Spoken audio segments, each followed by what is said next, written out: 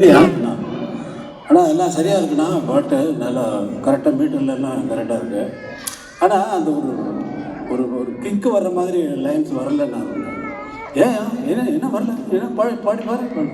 பாடுறது இருக்கட்டும்னா முதல்ல லைன் வந்து டியூன் வந்து அப்படின்னு வந்து ஓப்பனாக இருக்குது. ஆனால் வேட்சோட பாடுறப்ப அப்படி நிற்குதுண்ணா, கீழே இறங்குது அப்படின்னா. என்ன நீ என்ன சொல்கிற? நீ ஆமாண்ணா ஓப்பனாக அப்படி பிச்சுக்கிட்டு வரணும். நீ இப்போ என்னன்ற இப்போ கமல் சார் ரிக்வஸ்ட் பண்ண, நீ வந்து சார் கொஞ்சம் கீழே இருங்க, நீங்கள் கூப்பிட்றேன்னா அவர் ஒரு மாதிரி டென்ஷன் ஆகிட்டு போயிட்டார். ஏன்னா 3 நாள் இவரை கூப்பிட்டு போய் எழுத வச்சு கொண்டு வந்திருக்கோம். ஒரு சரியில்லைன்னு சொல்லிட்டாரு அப்படின்னு சொல்லிட்டு ஒரு மாதிரி இறுக்கமாக போனார்.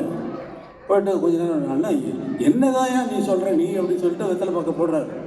போட்டான் இல்லைண்ணா அப்படி வரணுண்ணா.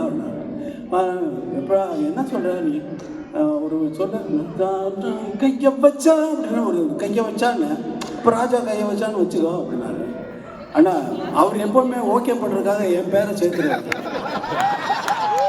ராஜா அண்ணா இந்த ராஜாங்கிறது மட்டும் வேண்டாம், கையை வச்சான்னு வச்சுக்க, அதுக்கு முன்னாடி வேறு ஏதாவது போட்டுக்கணும். யோ உலகத்தில் பாப்புலராக இருக்கிறவனோட பேரை நான் வைக்கலைன்னா நான் முட்டாளியா?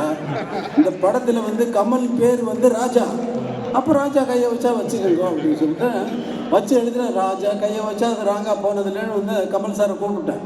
பாட்டு எழுதி வச்ச உடனே இவர் எழுதி வச்ச 4 பல்லவி 8 சரணம் எல்லாத்தையும் தூக்கி இந்த பக்கம் போட்டிருக்கு. அவர் வந்தார். வந்த உடனே ராஜா கையை வச்சானோடனே அவருக்கு அப்படியே பிரைட் ஆகிடுச்சு, ஃபேஸெல்லாம் பிரைட் ஆகிட்டு ரொம்ப பிரைட் ஆகிட்டு ரொம்ப சந்தோஷப்பட்டார். நல்ல பாப்புலர் சாங் கிடச்சிருச்சுன்னு. ரெக்கார்டிங்கில் அதை விட ஆர்கஸ்ட்ரேஷன்ஸ் எல்லாம் வந்த உடனே வந்து அவர் அந்த மாதிரி ஒரு கதை இந்த பாட்டுக்கு இருக்குது.